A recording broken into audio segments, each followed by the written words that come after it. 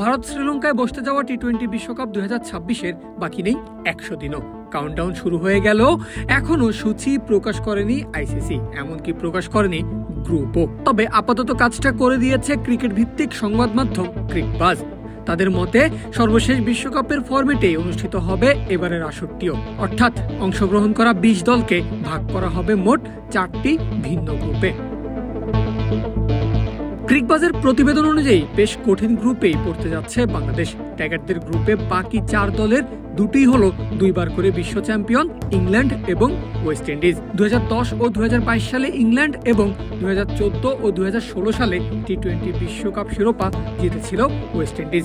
অন্যদিকে এখন অব্দি বাংলাদেশের সর্বোচ্চ অর্জন সুপার 8, সেটাও গেল 2024 বিশ্বকাপেই প্রথমবারের মতো সেরা 8-এ জায়গা করে নিয়েছিল সাকিব, লিটন, শান্তরা।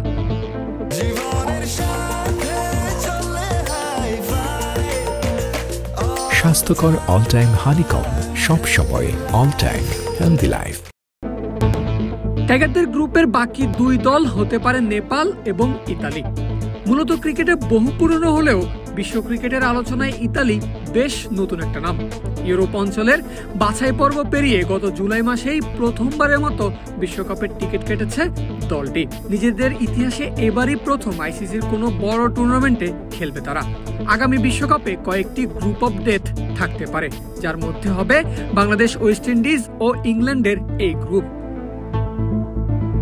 অন্যদিকে ক্রিকবাজের প্রতিবেদন অনুযায়ী তুলনামূলক সহজ গ্রুপ পেয়েছে ভারত ও পাকিস্তান।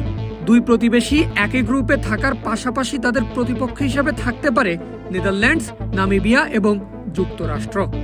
স্বাগতিক ভারত তাদের বিশ্বকাপ মিশন শুরু করতে পারে যুক্তরাষ্ট্রের বিপক্ষে ম্যাচ দিয়ে। তবে স্বাগতিক হলেও পাকিস্তানের বিপক্ষে খেলতে ভারতকে উড়ে যেতে হবে শ্রীলঙ্কার কলম্বোতে, কারণ সেই পুরনো রাজনীতি মেনে ভারতের মাটিতে খেলতে যাবে না পাকিস্তান।